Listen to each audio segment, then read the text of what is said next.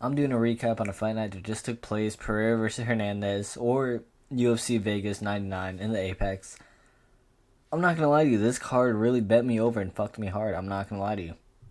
I Some of my predictions, which I didn't predict all the fights, or I did, but I only shared a couple of them. This card really just bet me over. Like I said, I didn't know what to expect from this card. I just knew it would be a good card.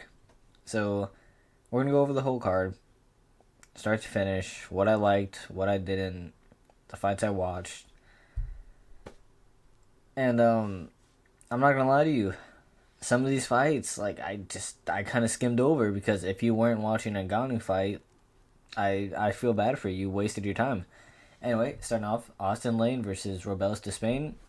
I predicted Austin Lane. Why? I thought he'd submit him or TKO him on the ground because Robelis is horrible on the ground. Doesn't do anything. Doesn't defend himself. He doesn't do anything. And if you picked Robelis, I saw a couple people saying, "Oh, Robelis sold the parlay." If you picked Robelis, you're a retard.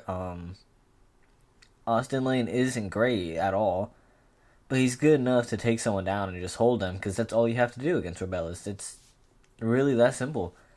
Robelis is trash. Austin Lane did what I said he would. He just took him down, started beating him up, and Robelis had no answer for it. It's heavyweight, but it's not like heavyweight's not that bad. Robelis is trash, and I mean that. Like there's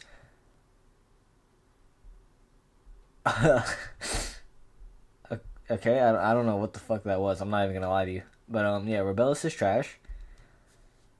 Yeah, he just got laid on, and he's gonna continue to get laid on. He should get cut. As long as anyone who loses to him, anyone who loses to Robelis should get cut from the UFC. Robelis is trash. He's not gonna win a fight.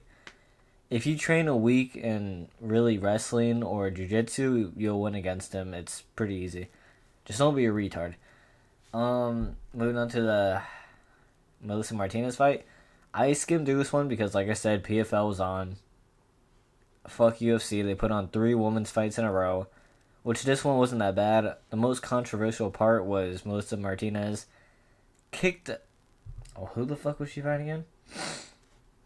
I don't even remember her name. She kicked her apparently in the groin. They said it was a groin shot, but it hit the liver. It should have been a TKO. She got robbed of a TKO. She got outstruck for the most part, but she was just a lot cleaner on the feet. Really good kickboxer, really good kickboxing prospect. And I'm excited to see her fight because she looks good. However, she could get easily out wrestled, I think. But yeah, like I said, the most controversial part was she apparently groin kicked her, which was clearly not a groin kick. And then they didn't, after they realized it wasn't a groin shot, they still gave her the time to recover. Like, can you not show the ref saying, "Oh, hey, this is the replay. It wasn't a groin shot. Let's continue. Let's go." Like, they've done that before. They didn't do it with this fight. I don't know if Keith Peterson was just so sure of himself that it wasn't a groin shot or that it was a groin shot. It clearly wasn't. I don't know if he knew it wasn't, but even then, it's like the replay's right there. People are telling you it's not a groin shot. Continue, continue. And she still got like 2 minutes. It's retarded. Stole a finish from Melissa Martinez. I don't care about women's fights. But she got hit more, but she landed more consistently, landed the better shots. I mean, you won a decision 3-0 by everybody in the end, but you deserve a TKO. That really sucks. Yay, the second female fight in a row.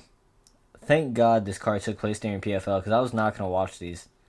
I was not going to watch these female fights in a row. Reese won. Elise Reese. I hate that name. Elise Reese is. I don't even know if that's how you pronounce her first name, but she dominated it. Like, it is what it is. Like, you look at the stats. She dominated. She outstruck her. She got taken down once, but didn't do anything with it. She just completely outstruck her. It's women's MMA. Obviously, no shot's gonna have any force behind it. But I mean, she outstruck her. Like, look, she threw 306 shots, landed 229, just completely outlanded her. It was just different levels. It was different levels of competition. This was a pretty bad domination, and it's not even the worst domination on this card, as you'll see later. Just a great performance from Reed. Oh my god, bro. keep getting notifications while I'm trying to shoot a video. Just a really good performance, I would say, and I don't give a fuck who she fights next. I don't even care if she gets cut from the UFC after that. She didn't do anything bad, but it's like, I'm not going to notice. Third female fight in a row.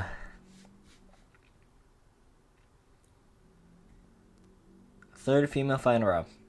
And they wanted to compete with the PFL. I mean, usually I'd say, you know, PFL can compete, but it's like, compared to this dog shit that I had to sit through, I don't think anyone actually watched these last 3 fights, because why would you? Like, just why would you? It's a waste of time. Jocelyn Edwards missed weight. I hate when people miss weight, but I mean, if they're not going to punish you for it besides taking a little bit of your money, fuck it. Miss weight from time to time. Like, who cares? It was pure domination, total striking. She just outstruck her. She had control in the takedowns. She was great on the ground, great on the feet. Honestly, even if she didn't miss weight, she would have dominated the fight. It is what it is. Jocelyn Edwards submitted her with a choke. Honestly, man, the one thing I was thinking this whole fight was, please just let it end. And I really hate that you wait until the 3rd round to finish her. 3rd round with 30 seconds left to finish her. I hate that. It's like, you're blue balling me. You're just blue balling me. Just get the fight over with, please. No one wants to watch this. I don't want to watch this. You don't want to watch this. Her family might not want to watch this. It was just pure domination, and I'm like, okay. At least she wins 30-27. We can check out the scorecards. At least she wins, 30-27. I just want to see the scorecards. And she finishes, so I don't even see the scorecards. It wasn't a cool finish. It was a choke, but it wasn't really in. It was just really tight on the jaw, which hurts a lot, but it's like, it's women's MMA, man. Like, I don't give a fuck. Let's go into the good fights. Brad Katona versus some guy whose name I'm not going to pronounce, but he's actually a really good prospect. He has been. I was hesitant to pick him because I know Brad Katona, he might be a little older. He might be weird. He might fake an Irish accent sometimes. But he's finding a good prospect. Here, let me actually look at the prospect's name. Some reason for this video, I was like, okay, I'm going to cut off the names. I'm going to know everybody. I'm just going to call this guy Gene. Matsumoto. Gene Matsumoto. Yes, okay, yeah. So, he's a good prospect. I've seen him fight before. Good performances. Brad Katona is a huge test for anybody. It was actually a really good fight. It was kind of just a war back and forth. Brad Katona rocked him. I think he hit him with a nasty elbow at one point. But Gene Matsumoto, he pushes through. He's an actual dog. He's got pretty good technique. Brad Katona doesn't have the best technique, but he has a lot of heart. He'll fight through a lot of stuff. Both of these guys, they're just dogs. It was a great fight. Like I said, this card was actually pretty good. I enjoyed this. Based off stats, it might not show that Matsumoto should have won, but if you watch the fight, in my opinion, he should have won. And I don't think I've seen anyone say it was a robbery, so if I thought he won, I hear other people think he won. There's not really any controversy behind it. Don't cut Brad Katona after this. Like, he's a good fighter. He's a pretty good name. He'll put on fun fights. Keep both these fighters in the UFC, obviously, and Matsumoto, we'll give him a little tougher test next time, but he didn't deal well with this one. He really didn't. He won, but he didn't do great with this test, and let's just move on from that. I predicted Nicolau was going to win this fight based off the fact that Atsu likes to just Almabayev, if you're wondering who Atsu is. Or not Atsu, Asu. Yeah, I actually chose Nicolau here because I thought, okay, Asu, he just likes to spaz out sometimes. But I knew that he was going to be more physically dominant. I knew he was stronger. He's freakishly strong, which may be something with their culture. Those types of fighters seem to be secretly strong and get caught for PEDs. Anyway, I thought Nicolau was looking pretty good. But my one worry with Nicolau was, he might not do enough. Because Asu's a guy he keeps the pressure on you. Nicolau has really good counters, but when you're a counter striker, you also have to know when to push the pace to win a fight. He didn't know when to push the pace. And it really showed. It wasn't a domination. It wasn't, he clearly lost. Well, I mean, he did clearly lose the fight. But in my opinion, it was 2-1. Nicolau won the first. Good performance by Asu. Nicolau's a tough test for anybody, but I think Nicolau just... You need to learn when to throw. And you need to be like, hey, I'm losing this fight. Fuck the countering. I'm not going to knock him out with one shot. Let's just try. Let's just try to get this round back for me. He didn't do that, which was what I was really worried about, because he didn't do that against Alex Perez or anyone. Also, with a good performance, do I see him making it really far? No, I think there's people in flyweight who will outclass him. I think Nicolau's better than him as a fighter, but like I said, he just doesn't know when to push the pace. But good performance by Asu. Nicolau, I'm sure he'll beat like Tim Elliott or Makaev if he comes back, and just get himself back into the rankings. So yeah, both good fighters put on a decent fight. Nothing crazy, nothing great. But I mean, Asu's a real prospect. I like Asu. I like Nicolau, but like I said, there's just holes in both these guys' games that they need to work on. Asu's main hole is that he'll do stuff. He'll do too much sometimes. He'll do too much, and he'll just completely lack a defense. He won't hit majority of his shots. And that's why I thought Nicolau would be able to rock him, knock him down at one point. I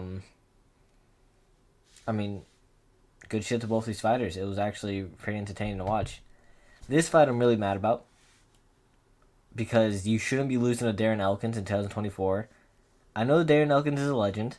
I know he's known to really just go through these wars. He's a great fighter. He's so entertaining. You shouldn't be losing to Darren Elkins. But Darren Elkins just looked switch on to begin with. First round, he just brutalized Daniel Pineda until the end, where he got hit with a couple nasty elbows himself. I chose Pineda, by the way, because I thought, Pineda's a great wrestler. He's a great scrambler. He's really fast when it comes to ground game, which you saw. His scrambling was good. But Darren Elkins, he had more form, and I didn't think he would have that, because Darren Elkins is getting older. So is Daniel Pineda. They both fought for around the same amount of time, but I thought Daniel Pineda still had a lot more in the tank than that. He retired, which he didn't have the greatest UFC career. He didn't win, but in my opinion, going out on a war, even if you don't win, is pretty badass. It'd be like if Glover retired against Jiri rather than retiring against Jamal Hill. It's like, I don't care if I get the win. I put on a war. People are going to remember that fight. And I won fight of the night, which I'm pretty sure he did. I'm pretty sure he won fight of the night. Good for him, an extra $50K to go along with his retirement. And this fight was just... It was a Darren Elkins fight at its peak. It was just blood everywhere. They were both just fighting. Daniel Pineda got bloodied crazy. He had a cut right here, a cut right here. Like, he got beat up a lot of times, but his sprawling was good. I thought the fight was a lot closer than it seemed, but obviously Darren Elkins clearly won the fight. Good performance by Darren Elkins. I don't know if he'll ever do that again. Happy retirement, Daniel Pineda. Okay, same fight. This fight I'm mad about. I'm actually pretty mad about this. I chose Jake Hadley, like any reasonable person would do. And he just lost to Smotherman. Like, I'm not a huge super fan where I'm gonna be like, okay, I'm gonna watch every single fight on the regional scene. I'm not that type of guy.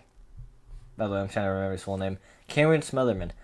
I'm not that type of guy. I didn't know who Cameron Smotherman was. I don't think y'all did either. He stepped in on a day's notice, a day and a half's notice, or some shit like that. That's what he said. And it's like, it's Jake Hadley. I don't expect you to come in on a day's notice and beat Jake Hadley, because Jake Hadley, when he's on, he's really on. And he looked good tonight. He looked good when it came to striking. Nasty. Arguably, the most damaging shot was an eye poke to Cameron. But at the end, he actually had Cameron wobbled. He could have finished the fight, I think, a decent amount of times. He rocked him, but he just couldn't tell if he rocked him. Because Cameron has a really good poker face. Like, he'd get hit, his face would stay straight. But if you look at his legs, that man was walking everywhere. Check it out in the third round, I think in the first two. And Jake Hadley, I feel bad for you, man, but like, you lost to a guy on one day's notice. Granted, the guy's not bad at all. But it's really inexcusable to lose to a guy on 1 day's notice. Like, it is what it is. That's not going to look great either way. Especially if you lost to decision and you eye poked him really badly. It's not going to look great. I'm a fan of Cameron Smotherman. If you wanted him to make a great debut and introduce himself, it was this fight. He got eye poked. He walked through. He said, "I don't give a fuck." He showed all the heart in the world.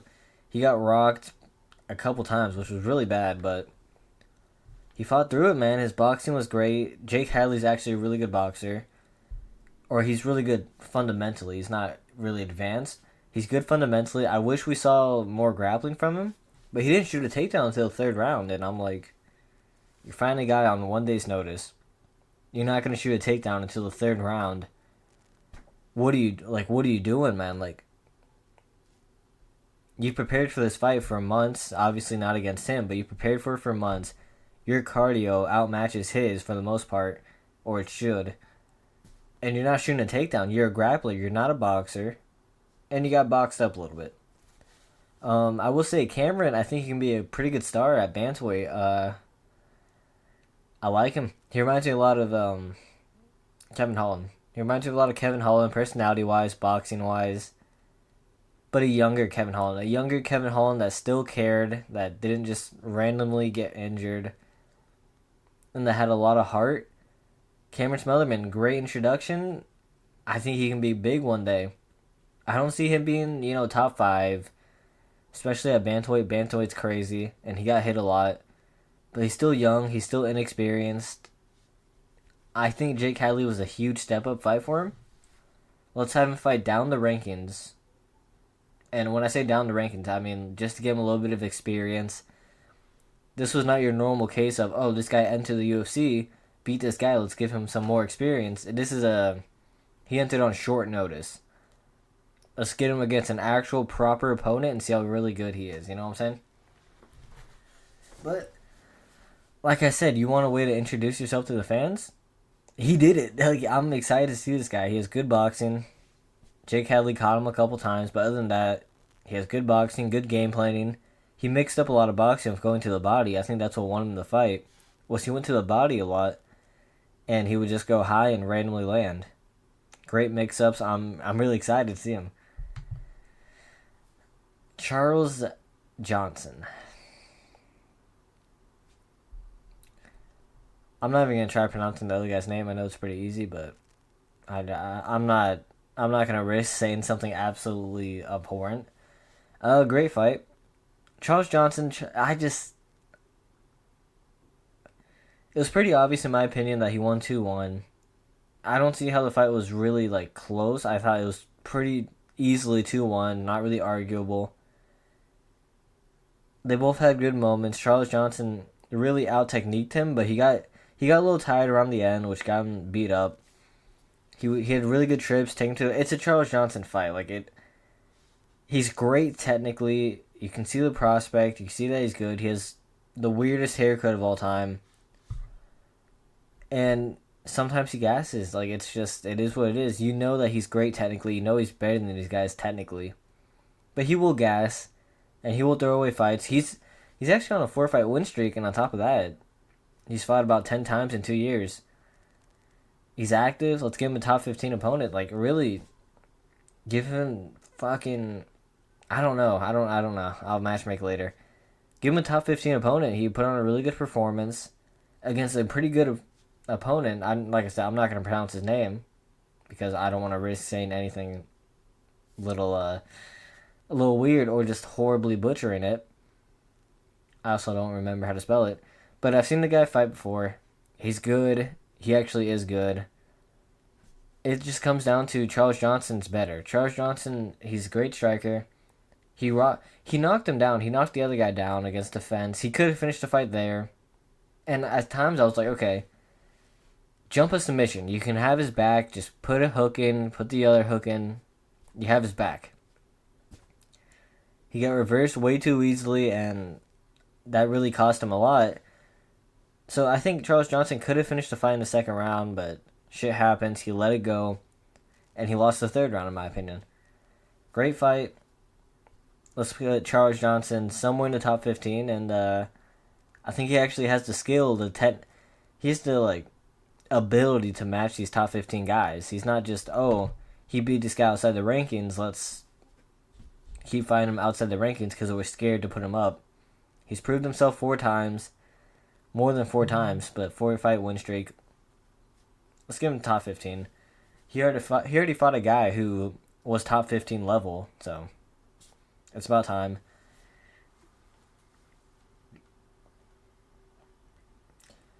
I chose Kyler Phillips. I wanted to choose, on my life, on everything I love, I wanted to choose Rob Font. You can watch my prediction video. I was going back and forth because I'm like, I really think Rob Font's a great striker, and Kyler Phillips gasses. But you're at bantamweight. I expect you to fight 3 rounds when you're at bantamweight. I really do. Maybe I'm, like tweaking about that. You should have more than 1 round of cardio if you're at bantamweight. And stop throwing spinning heel kicks when you're tired. I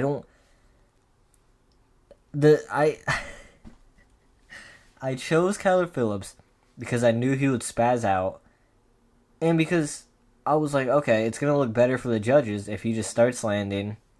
He might gas out in like the 2nd round, but he's gonna take the round off and go to the 3rd round.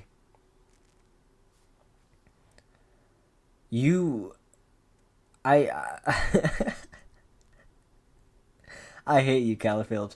I hate you, and I hate that I picked you to beat Rob Font. I know Rob Font. I know how good he is. I know his striking's better. But sometimes when you just spaz out, it really just looks good for the judges. When you land more, it looks good. And at bantamweight, I expect you to have 3 rounds of cardio, at least 2 rounds of cardio. At least 2. He didn't have shit. He didn't have shit on Rob Font. He took him down 1 time. Or he took him down 4 times, but he only did anything 1 time. And he didn't even do anything. His ground and pound's absolutely dog shit. But Rob Font, man, just outboxed him. He had the cardio. I'm sorry, I'm just looking at Kyler Phillips, and I'm like, he's just such a disappointment. And I'm ashamed of myself. I think I'm a disappointment for even choosing Kyler Phillips. I don't think this guy will ever be anything good. Obviously, he's good right now, but it's like, if you don't work on your cardio, if you only have 1 round of cardio in bantamweight, you're cooked. Like, you're done. And stop spazzing out. I know I chose you because you spaz out. Honestly, just stop. All you do, he has no defense. All he does is run to the cage and run away. And I'm like, you're taking more stamina than if you were to just stay there and box with him. I know it's Rob Font. You don't want to box with him. Rob Font's a great striker. He has good power. But it's better than just wasting your stamina running, doing absolutely nothing in the last 2 rounds, and just losing because you did nothing the last 2 rounds. You're a disappointment to me. I should have chose Rob Font. In my head, I was thinking, you know what? I think Rob Font's a better fighter, but I think he's going to lose the decision like he usually does. And I'm very disappointed. I fucking hate Kyler Phillips. Look, Kyler Phillips, just a message to you. Have more than 1 round of cardio when you're at bantamweight. I have more than 1 round of cardio. I know I do. You spaz out. You didn't even do really much in the first round. You took him down. You went for a couple sprawls. Or not sprawls. You went for a couple scrambles. And you gassed out. And your reaction was, oh shit, I'm gassed out. Let me go into the defensive for 2 rounds straight. Not throw anything. And then just get outstruck. While running away simultaneously. Getting hit with check hooks. You're dog shit. Stop throwing spinning heel kicks in the 3rd round when you're tired and you have nothing left. You're trash. God, the IQ of some of these fighters, man, I hate them. I hate them so much. This I'm actually really happy about because this is my 5th main event pick in a row. That was right. We're going for 6 on the Ilya Topuria card. We're going for 6. This is my 5th main event pick that was right. This card really kicked my ass, but I couldn't... This card, this fight was perfect for me. I could have sworn they would throw in the towel, round 4 on the stool. I didn't think they'd let him out for round 5. They did. Some reason. He didn't need to get beaten up that much. Anthony Hernandez, Fluffy Hernandez. Shot 29 takedowns. That's a record in middleweight. He has a significant strike record for not landing the most, but the most differentials. And he just completely destroyed him. Like, it wasn't... The only time it was ever close was in the first minute of the first round, where Michel Pereira actually almost beat him. He actually almost finished him right there. He hurt him to the body, and after that, I was like, holy shit. My pick was about to go wrong immediately. But the reason I was okay with Anthony Hernandez was because I was like, he's a dog. Like, yeah, I said he'd lose the first round. I said he'd get rocked or something, but he's a dog. He has a chin. And he pushes through everything. I chose him because his heart. Hey man, what do you know? I'm just the best when it comes to main events. You don't gotta take my picks at all. But main events, you gotta take my pick. Like, statistically speaking, you gotta take my pick. I'm very, very happy that he won this because he's such an underrated prospect. He's probably the best prospect at middleweight. At the moment, really. He's still young. He's still fighting. He puts on good performances every time. He beat Kopylov, which people were really excited for. And he has heart. He can push through a lot of stuff. He reminds me of Drickus, where if you don't get him out early, he's going to have the stamina, and he's going to have more heart than you, and he's just going to push you in the later rounds and smother you. He did that. This was an ass whooping. This was worse than the Diddy parties. Like, this was so much worse than really anything I've ever seen. If you pick Michel Pereira, you're not a retard because you almost won the fight in the first round, but you're a retard for thinking that he could win by any other way than a first round TKO. Fluffy's that guy. Fluffy's the GOAT. You don't beat Fluffy. He needs another main event. Top contender. He fought Kopylov. He defended his rank. He fought Michel Pereira, the guy no one wants to fight. He defended his rank. Let's put him against, it's like, I don't know, like, Cannonier, Chabaralo. He needs a top contender. He's a great fighter, great prospect. And I'm happy he did exactly what I said he was going to do. I said second round, or not second round, I said third round submission. He could have got it. He could have got the back multiple times, but he wanted to inflict damage. Like, this was just a bullying. He wanted to inflict damage. He didn't give a fuck about the submission. He didn't attempt a submission at all. He just wanted to beat the hell out of him. And I'm surprised the corner actually let him out there in the fifth round. They said, hey, you need to look for a shot. No, like, get him out of there. Coach him better. He doesn't need to take more damage than he's already taken. And it was a great TKO. It was a really good stoppage. It probably could have got stopped earlier, but it was a really good stoppage. Like, you don't need your fighter to go concussed. You don't need your fighter to take all that damage when he's clearly not going to win and he has clearly nothing left. It should have been stopped earlier by the corner. That's not the referee's fault. Great refereeing. Horrible corner. Saying, oh, please, just land this one big shot. No, get him out of there.